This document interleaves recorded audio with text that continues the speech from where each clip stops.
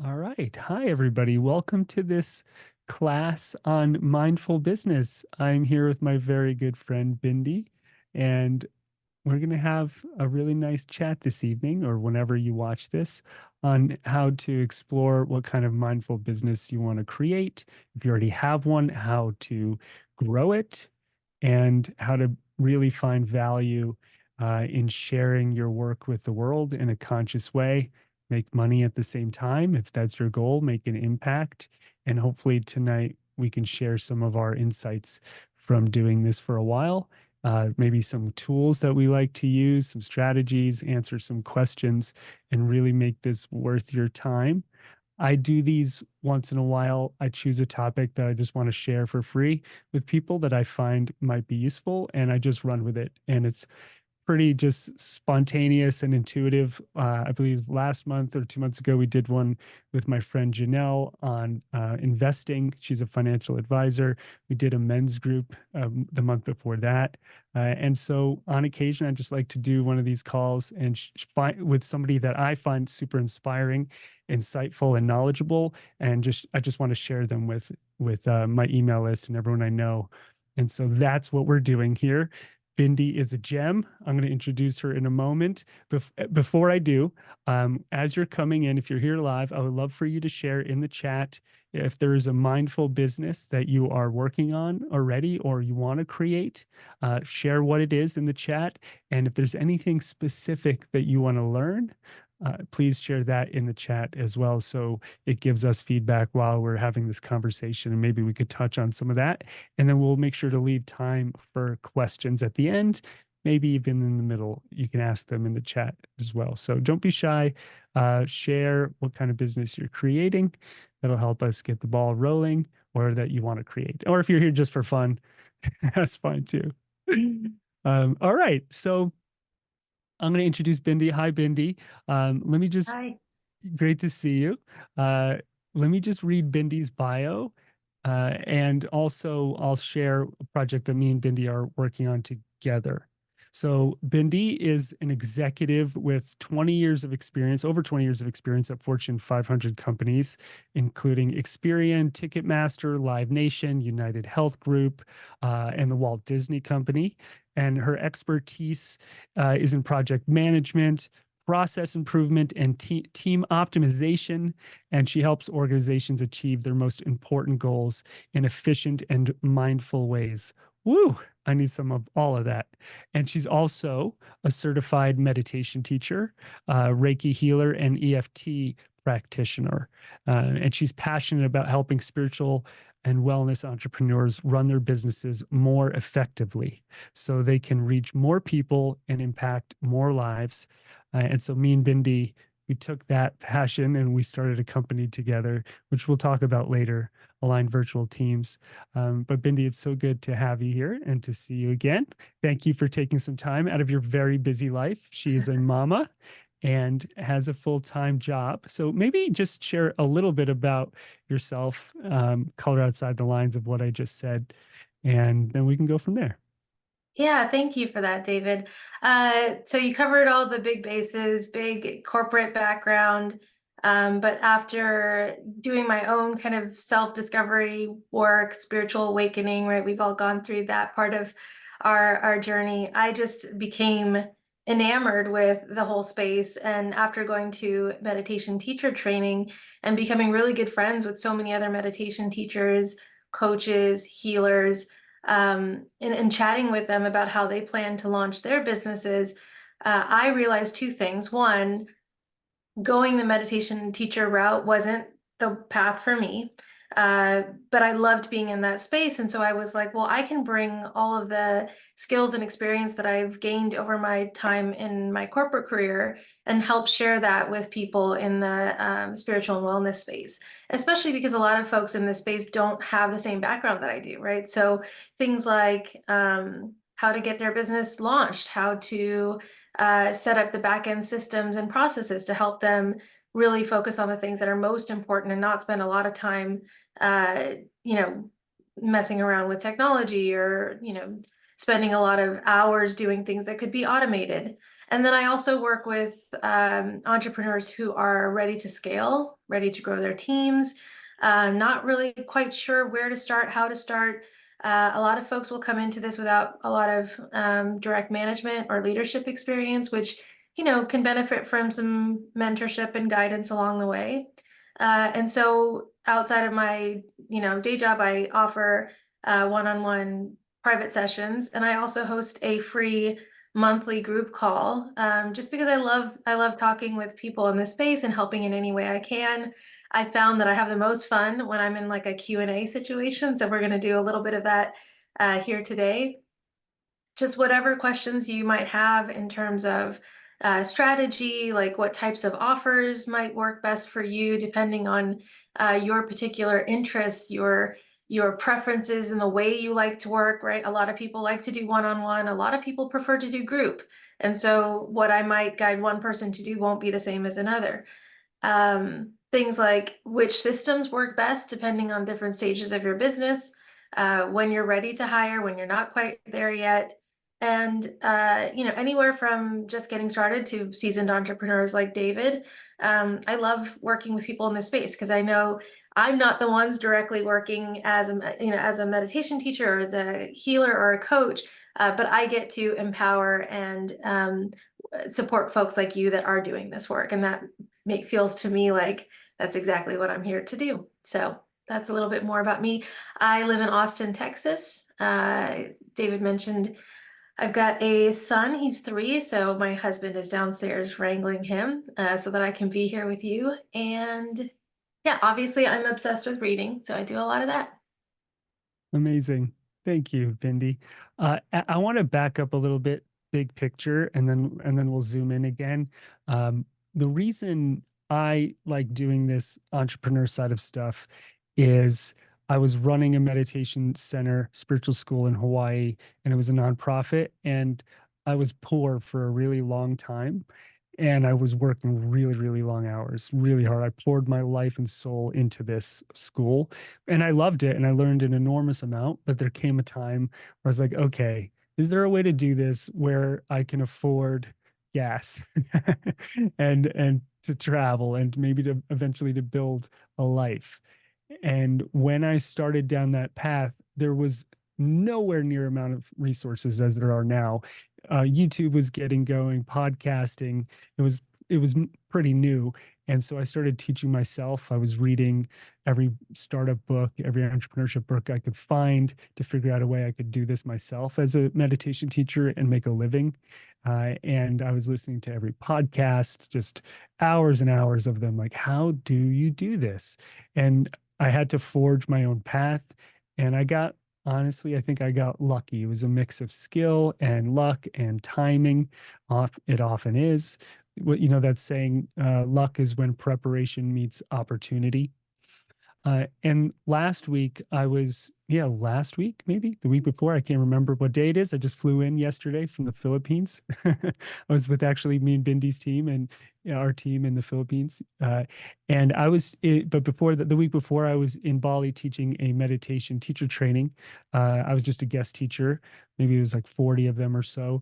And they asked me to come talk about how to make money and make a living being a meditation teacher because it is not easy. And all of these folks are graduating with their certificates, wide-eyed and excited, bushy tails. Some of them might be in this class right now. Hi, if you are. And we were talking about how to do that. And it's a much different journey than it was when I started. There's a lot more teachers. There are way more tools. Things are very automated, and there's a lot of pluses to that. And then the minuses are there's a lot more teachers, so there's more noise. There's more competition. There's less bandwidth for people, so you have to deal with all of that. So a different set of challenges than the challenges that I had coming up as a teacher. And then last thing I want to say, and I'll throw it back to Bindi with some questions, is for me, a lot of this is about lifestyle design. And I think everybody wants that, even if you work at 9 to 5. And what I mean by that is, what do you want to do when you wake up every day? How do you want to feel? how do you want to impact the world, and how much freedom do you want and flexibility do you want to have to do that?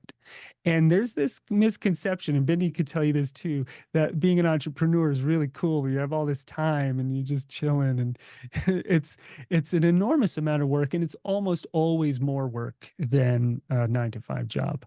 But there's a different kind of satisfaction because you get everything back that you put in. Comes back out if you do it well and more. And so you can grow beyond your salary. Whereas at a job, they give you a salary, maybe you get a bump every year, every couple of years, you get a pay raise, but that's kind of it. Whereas when you're an entrepreneur slash teacher or guide, whatever you do, there's no ceiling to your earnings. And so you can learn to buy your time back, work less and less as you become more and more successful and start designing your life. And there's an arc there. It often takes years. Sometimes folks don't want to take years. They want it now. That's very cultural. It's very cool to want it now, make me famous, whatever. I don't know the shortcuts, so you're in the wrong class for that. But we definitely know some really good tools and strategies to do it well, and obviously to do it mindfully. So the goal here isn't just to make money, it's to build something that has impact and to live a life that really fulfills you. I think for me anyway, I would love to hear what it's all about for Bindi. That's what it is for me. And then Bindi is amazing at coaching people in this world and helping them figure out what that is. I've seen her do it. She teaches in my meditation teacher training, and she's really good at helping folks identify what they want to do, where they're stuck, and how to build a process to get there. I am terrible at organization. I always have been. I probably always will be. I'm okay with that. I'm better at delegating. She is really, really good at it, and structure and organization and a clear vision. So just shout out to you for all of that. What is it for you that's so attractive about being an entrepreneur and a mindful one at that in the wellness space? Why do you like doing it? Why do you really like helping people do it? I think the thing that we all discover, but not everybody really talks about, is that this is a spiritual journey in and of itself. The decision to be an entrepreneur will make you uh, face things within yourself that you might not need to tackle, if you just had a 9 to 5 or just kind of followed a simpler path. Putting yourself out there, testing yourself against new skills, really trying to understand, what do I love to do? And do I love it because of the attention my ego gets from it? Or do I love it because of the impact I'm having? Do I love it because of the money that I make? All these things that happen when you start the entrepreneurial journey, they really make you think about yourself and your life and your values and your purpose in a totally different way. And so I think the important thing to, like, for me, is just recognizing that and enjoying the ride, right? Because, like, I have a lot of privilege because of the way I've grown up and the opportunities I've had. It's not a make it or break it situation for me, right? Like, it's not like if I don't make a certain amount of revenue this week or this month, like, I'm not going to be able to feed my family. It's not like that. So I have a lot of flexibility, and so I get to treat it like a fun, playful opportunity. Other people go into entrepreneurship because if they don't figure this out, everything else is like on the hook, and it's very, they're kind of in survival mode. So for me, that's, I love this journey because of all the stuff that I get to experience, all the growth that I get from it. And I think everybody's journey is going to be different, right? We're all coming into it with different goals, different expectations. And one of the things that I keep very central in the work that I do is, what works for David, it may not be what works for you, right? And I think a lot of people in this space who try to teach the business of entrepreneurship will say, I figured out this formula. I made millions of dollars off of it. I'm giving you the formula. I'm selling you the formula. If you do it exactly as I tell you to do it, you too will be successful like me. And what people often fail to recognize is that we're not designed the same. So the way that David works, if I tried to do what David does, even if he walked me through step by step how he built his business, how he shows up, who he works with, the formats for all of his courses. I couldn't do that because I don't have the energy that David has. I don't look at the world the way that David looks at it.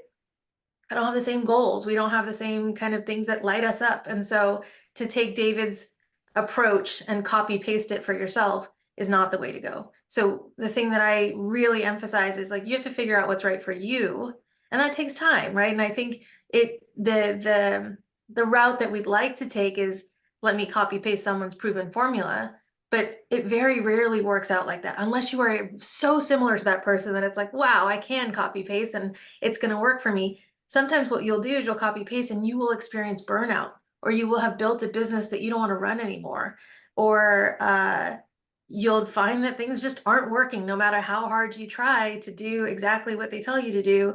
It's hard to pull yourself, to those meetings or pull yourself to do that content creation. So it's so important that everybody kind of learn the foundations, learn the basics, and then figure out how to apply that for yourself. And it takes time and it takes experimentation. Thank you for that, Bindi. I couldn't agree more. And I will admit, I have a little more energy than some folks.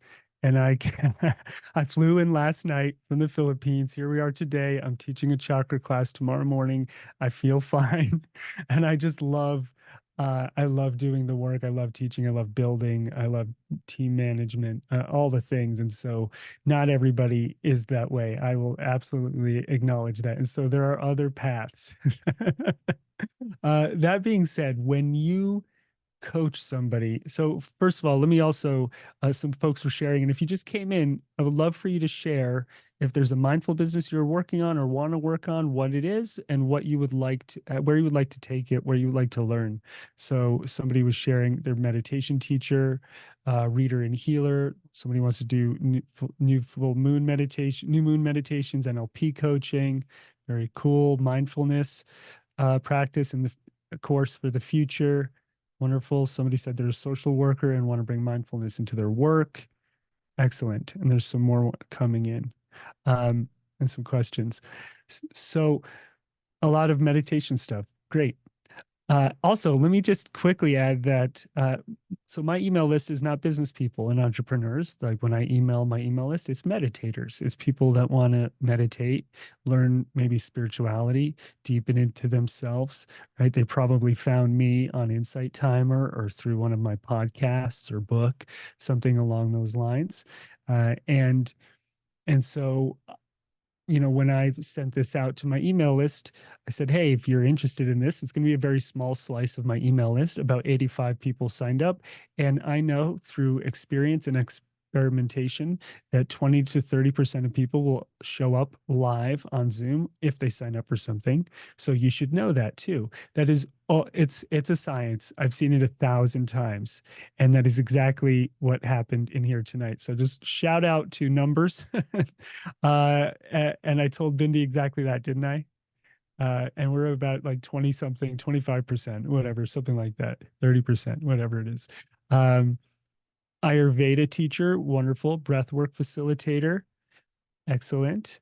There's a longer one I'll have to read a little bit. And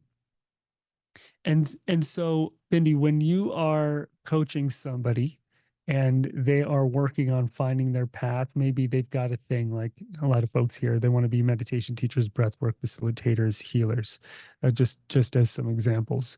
How do you help them figure out the right path for them, and how do you help craft that with them?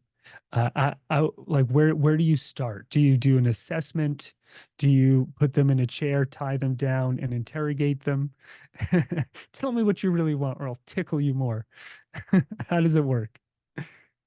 Yeah, I think it's very different for every person that comes to me because sometimes they'll have a very specific problem that they're like, I want to launch this offer and I'm not sure if it's structured the right way, or I'm just getting started and I need help with my website. So it really, people come in with specific um, things that they need help working on. But in general, I would say what I like to do is understand a person's background, and then most importantly, like where do they have the most fun, and what style of working with people do they like really enjoy?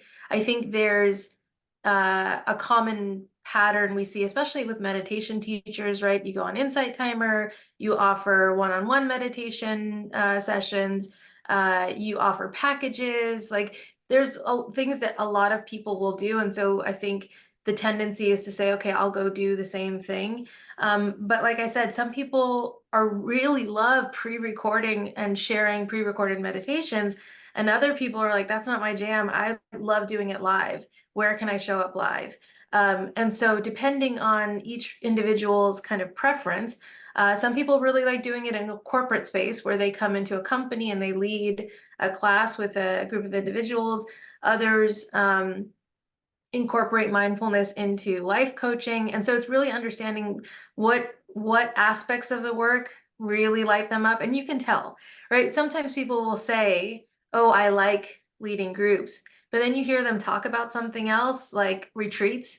You see them light up. They just get really excited, and the energy that they bring to the conversation, like, let's talk more about retreats, right? Because I don't think we always know how that energy comes across when we're talking. And so someone like me, there's a saying that goes, you can't read the label from inside the bottle. And so I'm standing outside, right, looking at how you're showing up and the way that you're talking about the work you want to do. I can help you start to connect those dots and say, oh, okay, you really love reading. You love teaching meditation in live groups. David and I first met at the Den in Los Angeles.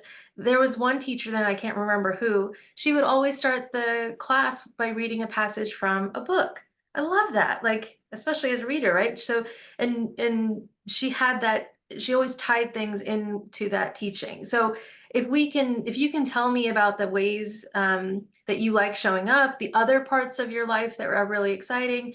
I have one member of my community group that she does pottery and she teaches, she loves teaching meditation classes. So it's like, how can we bring those two things together?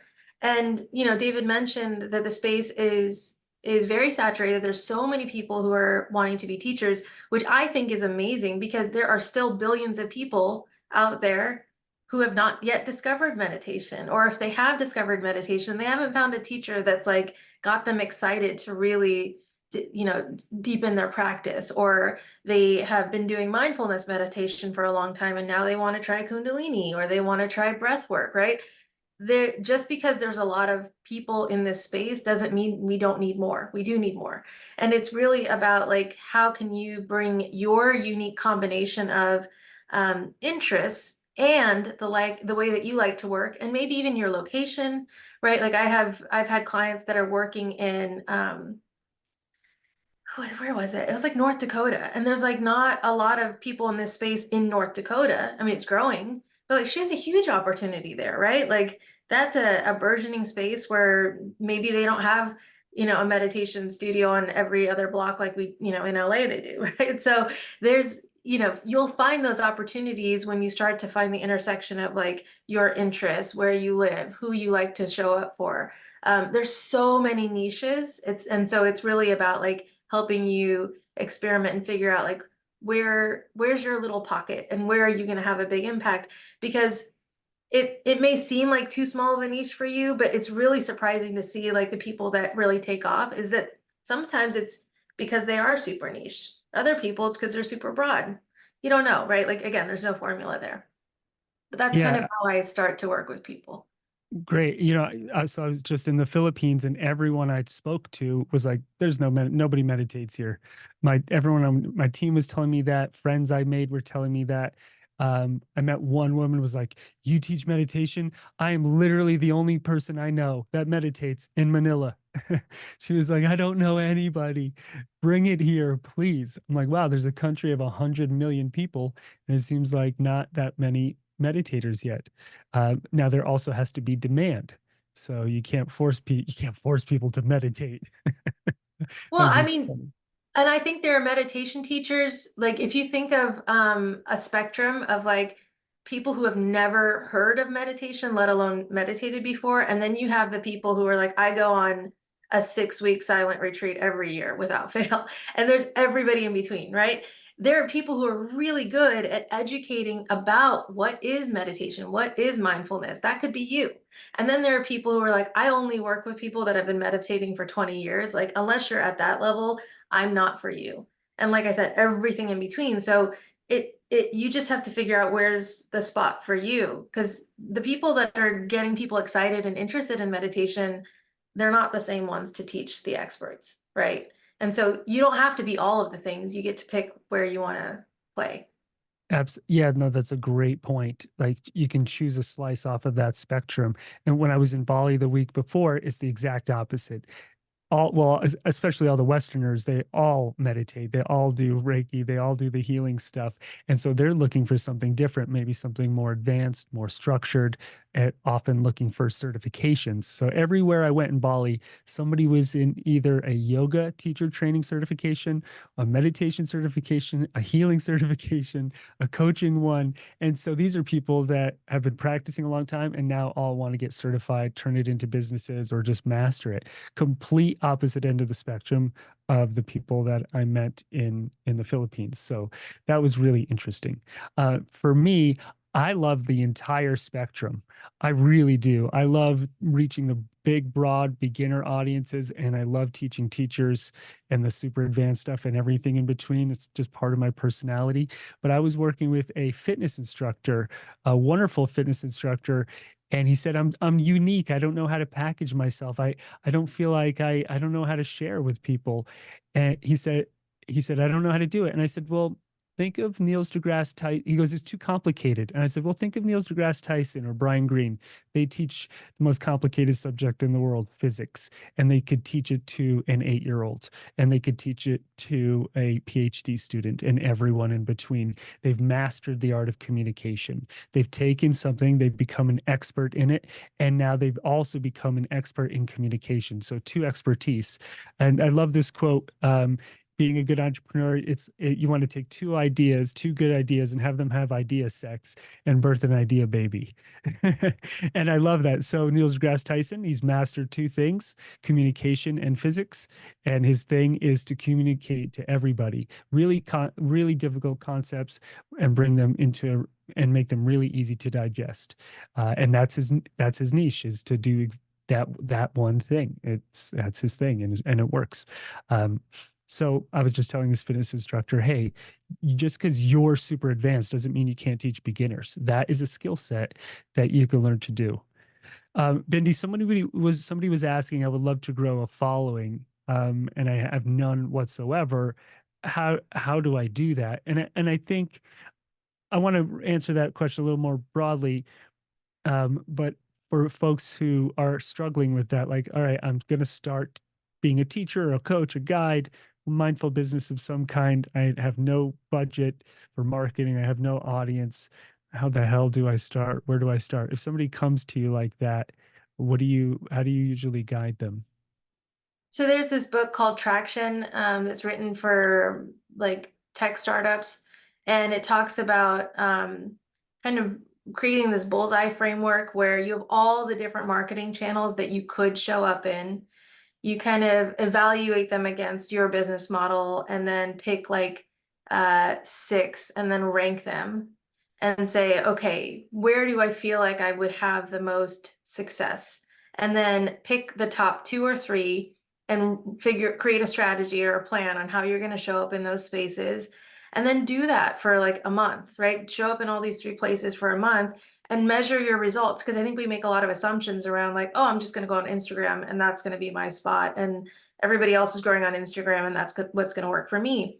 But if you don't go in with a strategy, if you don't know, how you're showing up, what you're showing up with, what your call to action is, a lot of times it doesn't really go anywhere. So you do need to have put a little bit of thought into how to grow that following. So my questions for Liz would be, where are the people that you want to work with? Where are they hanging out? Because for someone who wants to reach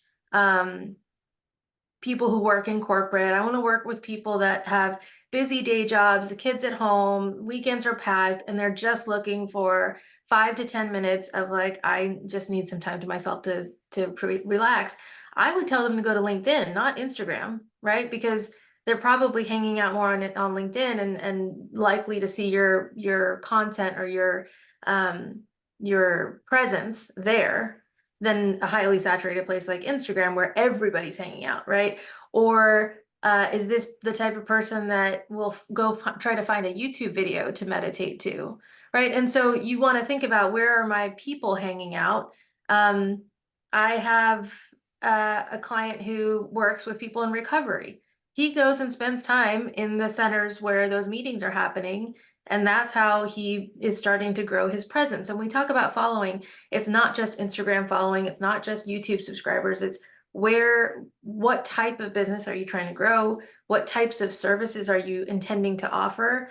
And then go play there. And it has to be fun for you, right? Like, it can't be something like, I have to show up on Instagram every day and make a post or show up on stories. Like, the people that do the best on Instagram, like, love being on Instagram. Like, they are there all the time.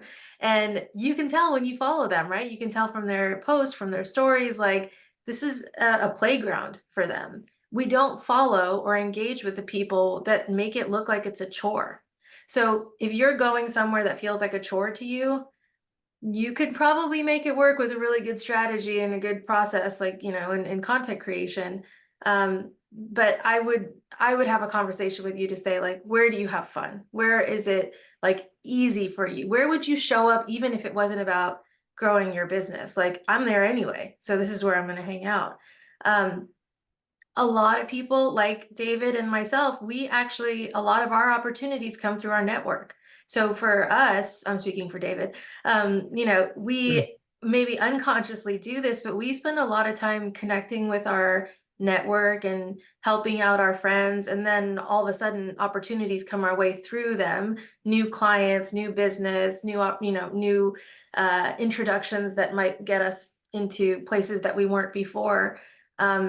You figure out what has helped you create success in the past. That might also give you clues as to where you can focus your marketing efforts, focus on growing your following. I will say, though, that building an email list, regardless of whether you're on YouTube or Instagram or Insight Timer, the email list is like gold, right? I mean, David mentioned he sent this invite out to his email list, which is primarily meditators, but also folks like you who are interested in taking meditation to another level. And he shared it on Instagram as well. But I guarantee you there's probably more people here. Maybe we could take a vote, but did you sign up through his email from an email you got from David, or did you sign up because you saw it on Instagram? Like, I Yeah. would bet it's majority email list. So you want to keep in mind that where you show up and get a following is important, but what do you do with them? How do you bring them into your world? Out of every single entrepreneur I've ever learned from, every book I've read, every podcast I've listened to, they will all tell you this. And it's for a good reason, right? Your email list is where you can connect directly. It's that open invitation to continue learning from, receiving from, connecting with that person that is unlike any other platform out there. So you want to make sure to prioritize that, especially in the beginning. And yeah, over 90% of the people who signed up for this came through my email list. And anything that I share, a retreat, a workshop, a course, it's always north of 90%, 95% sign up through receiving an email. And maybe one day that'll change. I don't know. It's been 20, 30 years of emailing here, and we're still rocking with the email. As odd as that is, it may change. Obviously, technology changes, but so far, as of today, that's what I've also seen work the best. So, and you could have a cupcake company or a meditation practice or be a coach or anything in between. That email list is going to be crucial. It's where you're going to communicate directly one to one, and you're not competing with people like on Instagram or something like that. So I second that completely. I wanted to share, I was helping a very, very popular teacher.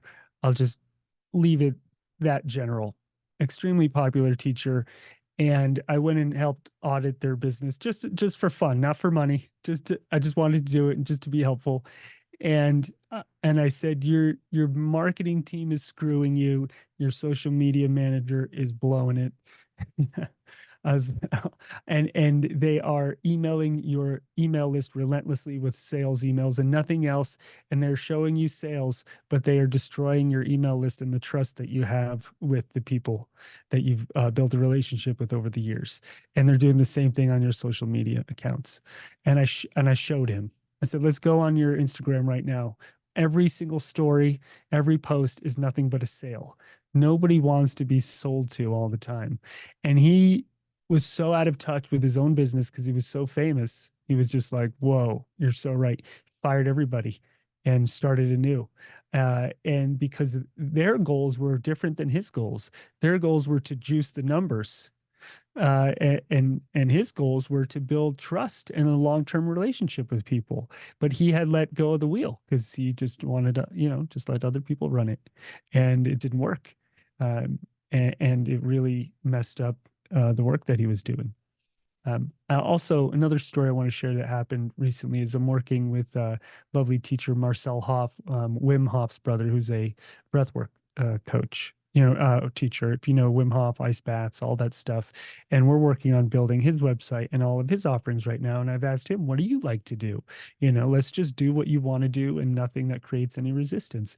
And he's like, man, I just love to freaking teach. Put me in front of a group on Zoom, on a beach, anywhere, anytime, I will freaking teach. And the man loves to teach. And we did a workshop in Bali a few weeks ago. And the moment it started, he lit up like a freaking Christmas tree.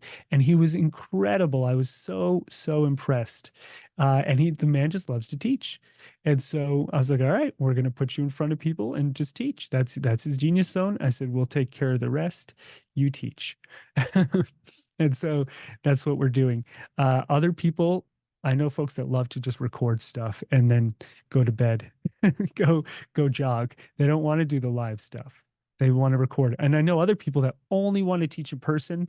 They do not want to teach on the internet. Great. There's so many people that only want to learn in person. So as Bindi was saying, you don't just copy. You have to. This is the way I would frame it. We could all do this exercise together. If you can only do one thing in the mindful business space you've chosen for the next 10 years, and you had to do it every day, but you can only choose one thing that you're going to do for the next 10 years. So it's got to make you happy along with helping people. What would it be? Is it YouTube videos? Is it teaching live? Is it recording? Is it writing books? Is it coaching? Is it retreats? If you had to choose one, what would it be? Like if you really dug in, what would it be? Ask yourself that question, and you'll start to get close to the answer. Then the other thing I always ask is if you were already teaching to 1 million people or more, and you knew you were making a massive effect, you're having a huge effect on people's lives all over the world, how would you be behaving inside of this structure you've built, as we call it, quote unquote, business, your space? How are you recording with dignity? Are you teaching with focus? Are you showing up every day? Or are you in the mindset that there's 3 people listening to me and one day it'll grow and I'm just in like some hope energy, right? So are you really in the energy of making an impact? And have you really chosen the thing that on the hill that you would die on? Those are the extra kind of mental exercises I like to walk people through and really pull out the truth. And I've seen people when I've done it, they're like, they might break down a little, be like, you know what? I'm not up for this at all. I don't want to work for myself. This was a dream. I saw somebody on Instagram. They looked rich and famous and it looked easy, but the truth is I'm not up for it. And other people are like, well, you know what? I'm doing the wrong thing. I want to do that over there. And so ask yourself those difficult questions and force yourself to find an answer. Because if you don't, indecision is its own answer. That is an answer, indecision or just copying somebody else.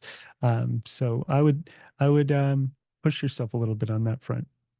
Okay, that's my pep talk. All right, Bindi, we do have a couple of slides we want to get to soon.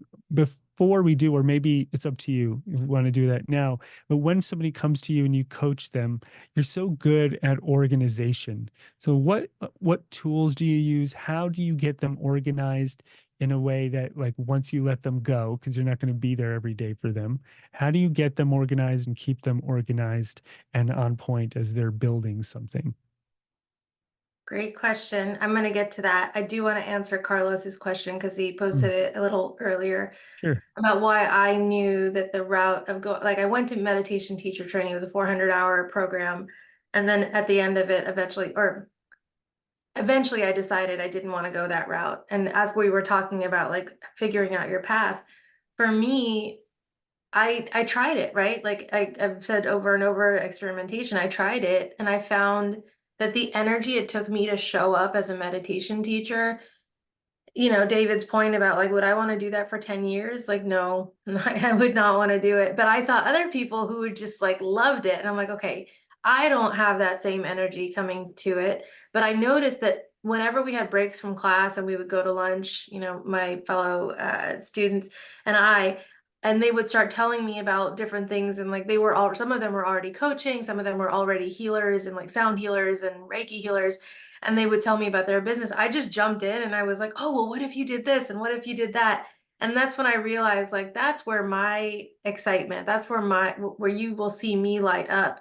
And so that's how I knew showing up as a meditation teacher, the way that David does, that wasn't my path, but I get to work with people like David and I have so much fun doing what I do, and what I do, I could do for 10 years and not get sick of it. So I think that's, it's really helpful, but I wouldn't have known that if I hadn't tried it out, right? So if you think you might like it, try it, see how you feel, and don't lie to yourself about it, right? Don't be like, well, you know, this should be fun, this should be relaxing, I should like this, because I come from a family of teachers. Both my parents are teachers. My grandfather was a school principal. I think most of my aunts and uncles are teachers.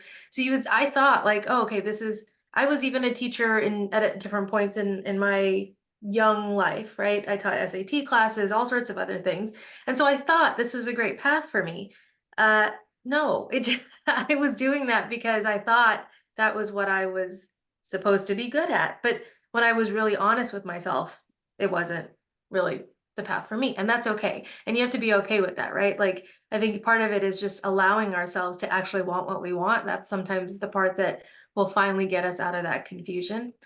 Um, Tools and organization. So this is such a challenging question to answer, generically. Some of us are really tech savvy. Like we love all the latest tools, all the latest software, like give me, give me, give me.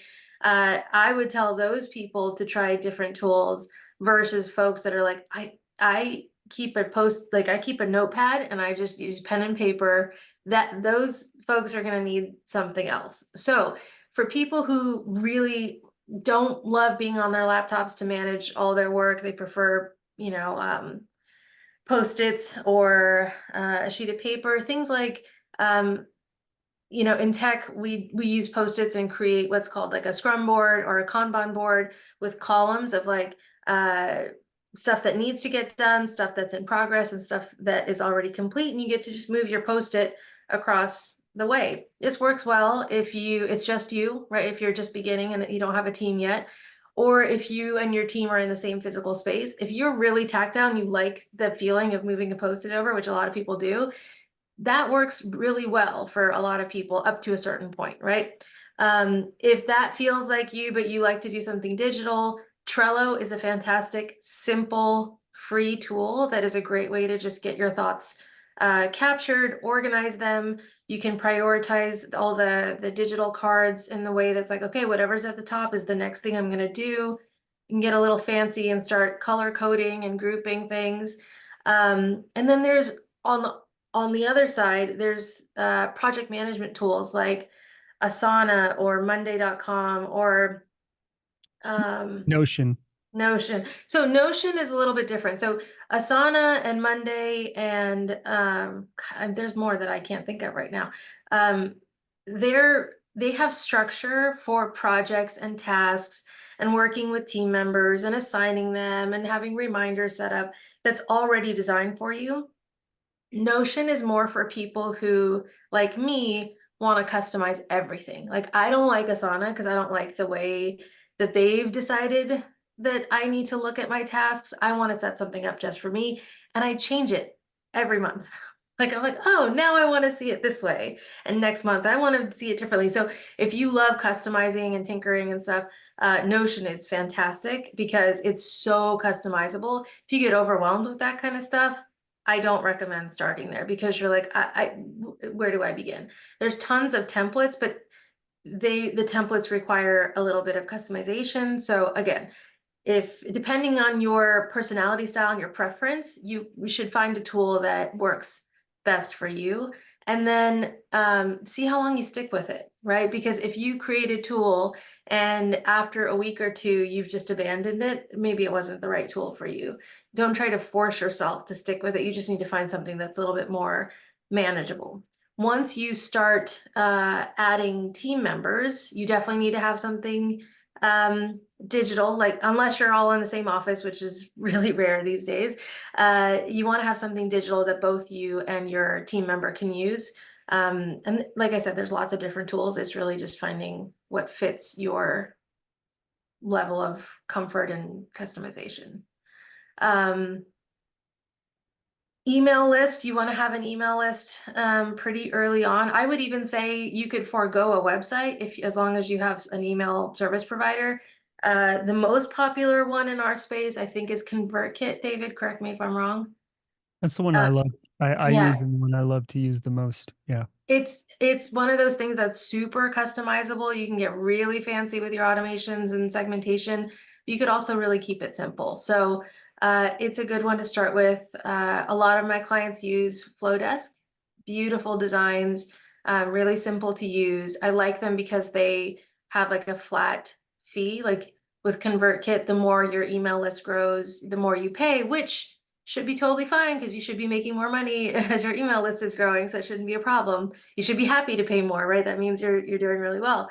But Flowdesk has a flat fee regardless. So you could start, if you don't want to do the whole, 6-page website, starting with something like ConvertKit or Flowdesk, you can set up simple landing pages, right? How can people get on your email list?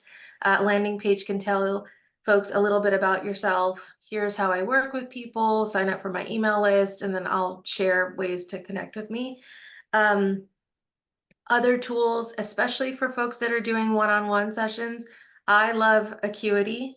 I love Acuity more than Calendly. I know a lot of folks use Calendly, and the reason I like Acuity is because it offers additional features that I just feel like Calendly misses the mark on. So things like packages, coupons, classes. So if you host Zoom meditation classes or Zoom group sessions, you can set those up in Acuity.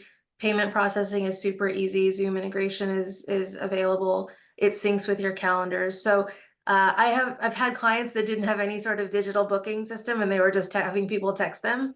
And I'm like, that's not sustainable because then you're spending all this time back and forth with people. Like, does 3 o'clock work for you? Wait, is that Pacific time? Is that Eastern time? And Acuity just makes it so simple. People can just go and click and book, right? The same way that we don't like calling restaurants to place takeout orders anymore. We just use an app. Make it really easy for people to book with you. Websites, I would say Squarespace is a great option.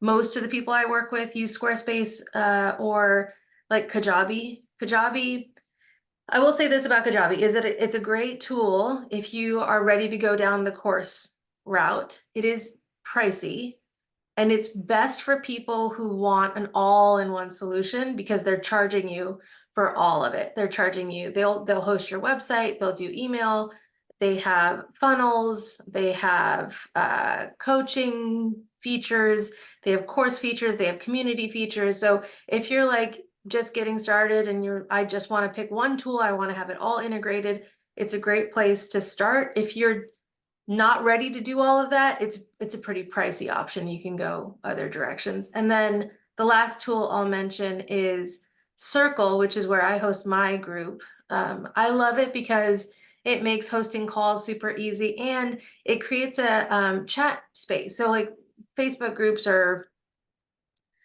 starting to die out. A lot of entrepreneurs are moving to things like Circle or Mighty Networks because, and I will say this before I just quickly touch on AI, David, Mhm. that with AI and the ability to quickly and easily create content is going to become so ubiquitous. Like that's not going to be the thing that people follow you for or want to get from you.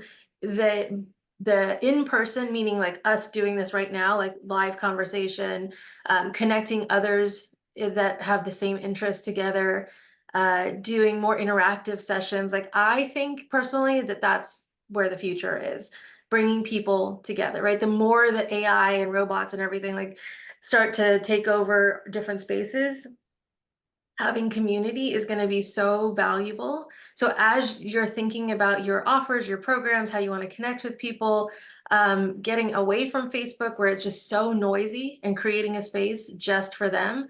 I love Circle. They have a plan, I think, that starts at $49 a month. So it's really reasonable. Doesn't have email, doesn't have all the website stuff. But if you're thinking about courses and community and chat, or community is chat, courses, community, what is the other thing I'm thinking of? Yeah, those two things. I love sending people to Circle because that's a great place to get people together. And by the way, let me just add, I will send a replay of this and I will have the every tool that we've mentioned, the links to all of them. So you don't have to scramble to follow all of that and go, well, what was the convert? Who do I convert to what? So don't worry about that. We will send all the tools. And then later I will share how I'm so easily able to send you all the tools Bindi just said without stressing out. That we'll share in a little bit. So actually we're so short on time.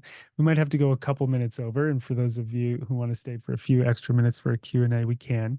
But Bindi, maybe quickly let's touch on the AI stuff. And then we could touch on, all right, how do I actually do this stuff? Maybe, hire a virtual assistant without my head exploding. Yeah. So I like have been fascinated with AI ever since ChatGPT launched last year. It's been really fun to play with. I am also very aware of the controversies that come with using AI, not just for business in general, but especially in our spaces. Um, there are so many AI tools. I mean, ChatGPT is probably the most popular one, but there are lots of different tools. And the way that I like to think about it for our space, right? People in the spiritual and wellness industry, when we think about big corporations, like the ones that I've worked with in the past, there's the person at the top who has the big vision, who has all the ideas, who wants to go and execute on it.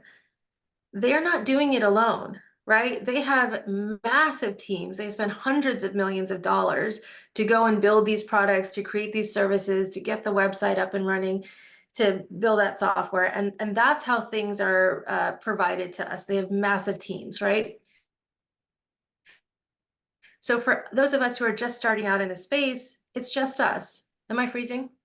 No. Not your Okay. voice, but your Um, video just a little bit. You're good. Okay. When it's just you starting out in the space, like what you need is leverage, and AI can provide that leverage. So if you think about all the things in your business that you're uniquely positioned and created to do, which is the interactions we have with other humans, which is how we show up on social media, or um, the way in which we teach something, right? Like there are so many mindfulness teachers, and we each resonated with different ones for different reasons, right? So how you show up, the language you use, the colors that you show up in, the smile that you like, that is irreplaceable. The other stuff, like scheduling your social media posts, or editing your email to your list, or editing your meditation recording or your course or all that stuff. So even if you were like, I'm going to launch a Insight Timer course, I know what I want to teach about, but I don't really know where to begin. AI is a great brainstorming buddy, right? Like, hey, I want to teach about this. I want to do it on Insight Timer. I think it's going to be a 10-day course. Each, session should be 20 minutes long. Can you help me outline it? That's like, to me, if you were to hire me and book a session with me and we did that together, you're still getting help, but AI is cheaper. right? Like, and you're going to get different results from AI versus me, and so there's the reason there's a price difference. But if you just need someone to like something to help you brainstorm, or a lot of times I'll use it for like I have an email I'm sending out, help me come up with like 10 different subject lines, and it gives me 10 different subject lines. I'm like, oh, I like that one. That saved me like 15 minutes of like, okay, I think I'll say this. No, I don't like that. Right. It's just, it speeds up a lot of the process. And so think of it as like your first team member is $20 a month for the professional version. And you can have it help you with all sorts of stuff that like might have taken you a lot longer to do so that you can go be in your zone of genius, right? It's not there to replace your zone of genius. It shouldn't be writing your meditation scripts. It shouldn't be writing the entire course or the entire email. It's supposed to just help you so that you can move on to the things that are like where you really love showing up. So I like to think of it as like a digital personal assistant, and whatever I need help with, it makes it very quick, but I also know what not to give it. I don't want it to try to emulate my voice. It's not going to do that, right? I don't want, well, 11 Labs is a tool that if you did want it to emulate your voice, like literally it can. Um, but there's lots besides ChatGPT. Descript is an AI editing tool, right? So if you record a YouTube video, it uses AI to make editing super, super quick and easy. So take advantage of all those tools that make your lives easier, especially if you're not ready to go and hire this stuff out to a person. Um, Take advantage, you know, it's lower investment for you to experiment with these tools. And then remember when you can offload that stuff to AI and when you should really be the one kind of in the driver's seat, like speaking or sharing or creating that content. Yeah, thanks for that really great insight into AI. We could probably just do another hour on that. Uh, so, and then in terms of getting human help, so let me just start by saying me and Bindi started a company along with Jonah, who was my first employee. Jonah's been working with me for 10 years. She couldn't be here today because it's her son's graduation. Uh, and I was just in the Philippines with her and our team. So if you're on my Instagram or LinkedIn or something, I posted some pictures of everybody. It was really, really fun. And so what happened was all of my meditation teacher friends kept saying, "How do you do all this stuff? You seem like you're everywhere." And I was like, "I'm actually not. I just have a great team. I found some great virtual assistants, and I started getting my virtual assistants to find others to give to my friends. And we just kept doing it over and over and over until Jonah said to me, "Hey," I asked her what her New Year's resolution was last year, and she said, "Is to build a virtual teams company." So I said, "Let's fulfill your life goal. Let's do it. I'm happy to do it with you." And then I realized I don't have the skills, all the skills. So I brought in Bindi. I was like, "You're much better at structure and processes and SOPs and all of that stuff." So Bindi came in to help us out. And so the three of us started this company, Align Virtual Teams, and we've been helping people scale and manage their wellness companies. And we have naturopathic doctors, we have writers, writing teachers, meditation teachers, healers, yoga teachers, coaches, all who are just like me, who are like, "Dear God, I cannot do this alone. This is nuts. My head's going to explode. Please help." And so Jonah, for example, works full time for me and she helps me with customer service. It could be video editing, social media, web design, putting emails together, anything and everything. And it has saved my life and has given me the space to just sit in a quiet room, which is what I should be doing as a teacher, meditating, writing, and recording and teaching. And that's where I get to save the vast majority of my energy. And when people are like, "How do you have so much energy to keep teaching?" I'm like, "Because I don't have to do anything else. I get to focus." So they do what they do really well, and I get to do what I do really well. And I'll pass it back to Bindi in a moment. I know we're at time. We'll go a few minutes over. Let me just give you some advice on that real quick, and then we could hear Bindi's advice. If you're just starting out and you're not making much money, or any money, but you still need help, and you have a few nickels to rub together, which is pretty much what I had when I got going, I would suggest going on Upwork.com, upwork.com, Upwork, and finding somebody in a price point that works for you in a country that you can work with. I often use people, I've hired people everywhere, Europe, Asia, Russia, all over the place, Middle East, India. I work mostly with the Philippines now because, and I didn't know this till I was there this past week, but it was for better or worse, I'm not going to go there, but America colonized the Philippines for a long time. And so every single person there speaks really, really good English. And they're really good at tech and have great internet service. And so it's like a very natural fit for a lot of people. And the price is really, really reasonable because of the exchange rate. And so just like everything clicks in that way. And so if you go on Upwork, you can find somebody for cheap if you're on a budget. If you're not on a budget and you're like, I need really high end creative tasks, you know, you can find someone in any country on earth and you can go by the tasks you want them to do. Maybe someone's web design, somebody's audio editing. I've hired audio engineers in Argentina and Venezuela. You could find people just based on their skill set, their project completion rate, and their ratings, and then a price point, and then it'll show whatever country they're in. Canada, US, Spain, doesn't matter. And you message them and say, hey, this is my project. Can you help me do it? How many hours do you think it would take? And you could do project by project and you could budget it out. The other thing that you can do is go on Fiverr, 5rr.com. You could do the same thing. I would suggest not to do that too much. It's a time killer. There's a lot of poor quality stuff on there, and it's just not as easy to navigate. So I'm a total Upwork evangelist. And then for the folks who are like further along, their business is humming, they're really making money, and they want someone long term in structure. That's when I would tell them like, hey, our company might be helpful. Like if you're making, let's say, 60, $75,000 or 100,000 or more, and you're like, I'm ready to build my team out and I need some help. That's when I think that we would be, useful. What do you think, Bindi? How, in terms of finding the right people and hiring, what do you look for? Yeah, I think just to quickly touch on like Upwork or Fiverr versus going with aligned virtual teams. With Upwork and Fiverr, you have to know like what you're looking for and be specific about the tools that you need help with. Understand what experience or qualifications would make a good virtual assistant. And then you have to vet them, right? You have to make sure that they're someone that you that will work well with you. They may or may not understand the mindfulness or meditation or coaching space. So you'll have to figure that out. What I love about what we've set up with Aligned Virtual Teams is that one, we teach them about how to use the most common tools that we all use, ConvertKit, Kajabi, Squarespace, things like that. So when you say, hey, I need help managing my email list, they're like, yep, I got it. Jonah and I are beginning to build out a training library. So they've got all that stuff, which is one of the benefits of like, we'll find the right person for you. We'll staff, like make sure they know how to do that stuff.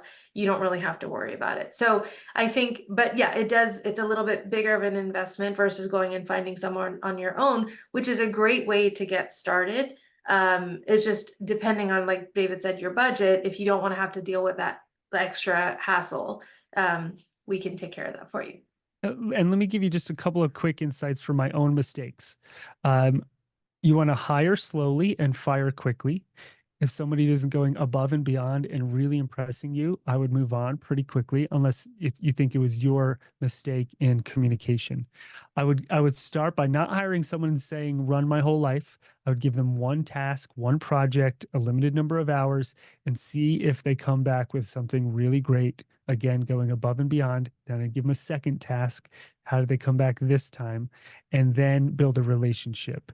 That's how I would roll. Usually what happens with solopreneurs, they find somebody and go, they're going to save me. Here's the 52 things I need you to do. Good luck. And they come back with like 6 of them well done, and the rest, it's a mess, and everyone's disappointed and stressed. So don't do that. You don't go from first date to marriage. It's like dating. There's steps involved. And so be patient and learn how to be a good delegator and communicator. And if you don't know how to communicate what you want, find something that's just like what you want. This website's just what I want. That audio recording is just how I like it, right? And give it to them and say, make it similar to this. Now you've got a baseline, a foundation of where to start, and then grow from there. When I was running the school in Hawaii, we were nonprofit. We had no money. We hired somebody for like 2 hours a week online, 3 hours a week to help us, and that's all we could afford. And then slowly, as we grew, they grew with us. So you might start with just 2 hours a week with somebody, and then grow a little bit, but have reasonable expectations. And again, hire slowly and fire quickly. that's that's my 2 cents with all of that.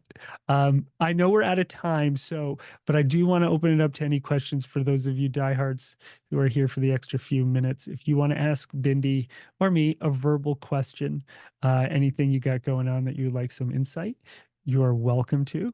And I think some other folks here with us will also get some benefit from watching that interaction. Or if you want, you can also share in the comments section if you have a question that way too. And as we're so you can raise your hand if you want to. I'll put it on gallery view here. You put your video on if you want, or just audio if you have a question. And I'll just share, like, when we put this together, for example, just this mindful business class that we just decided we wanted to do. So I told Jonah, we chose a day and time. She went and made the graphics. She created the emails in ConvertKit. She created what's called a one-click registration, which all of you did. So you open the email, you click it, it goes to a thank you page. You're on an email sequence that'll remind you 24 hours and 1 hour before. There's a link where you could put it into your calendar where the Zoom is. That's how you all got here. And everything is automated. This is recorded. Afterwards, my team will go in, take the recording, edit it. Maybe they'll put it on YouTube, on my app, wherever we decide to put it. Maybe we'll cut it up and share it on social media, and I'll email it out to everybody who signed up so they can watch the recording and share it for free with their friends. And so there's like 52 steps in this chain. All you see is me and Bindi teaching, having a good time, because that's literally all we've done. And the rest is taken care of by other people. They make an amazing living, and we get to focus and teach. But if you tried to do that all yourself, your head would explode, as mine has many times before I learned these lessons the hard way. And so when you're ready to get the help that you need.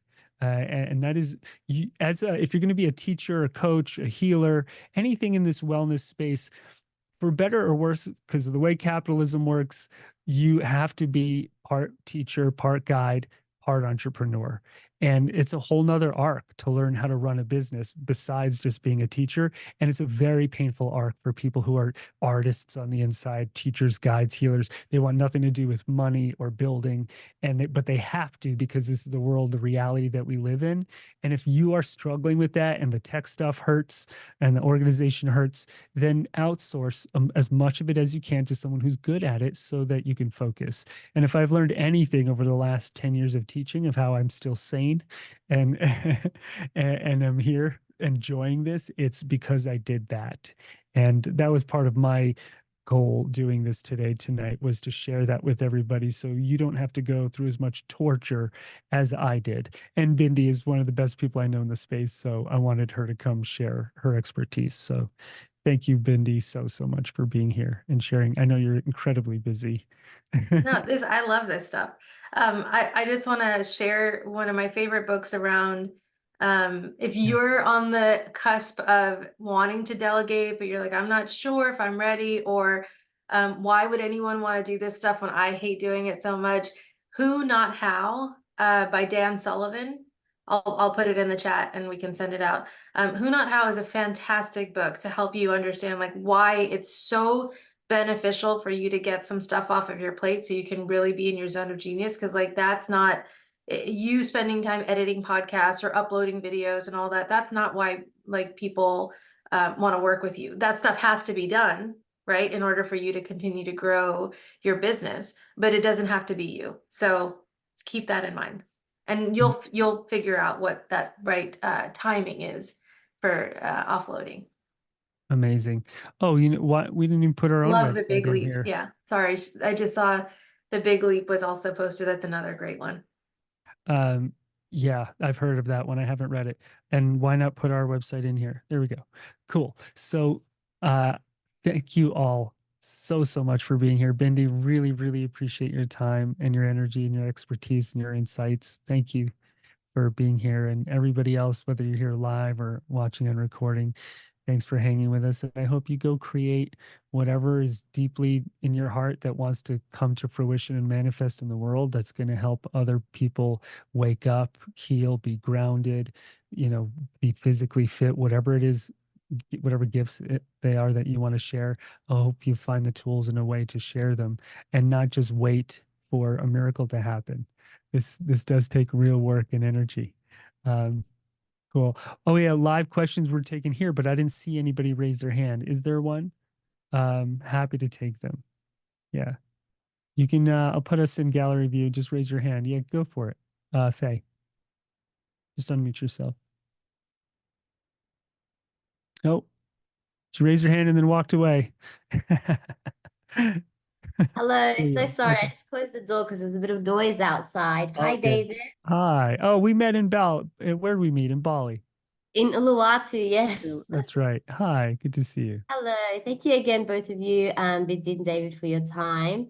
It's been really refreshing, motivating, and inspiring. Um, for me, like I would say, like my question is definitely, let's say, ready to delegate. And I feel like I don't know, like I don't know if this is if I'm jumping a step here, but I don't want to go through kind of like the hassle of, let's say, Upwork and finding different members from different teams and the hiring and the firing, which I've done a little bit of. And for me, I was kind of thinking like, I don't know if this exists, but like a company who kind of has, all of them um kind of together. It's like trusted people that could go through this hire.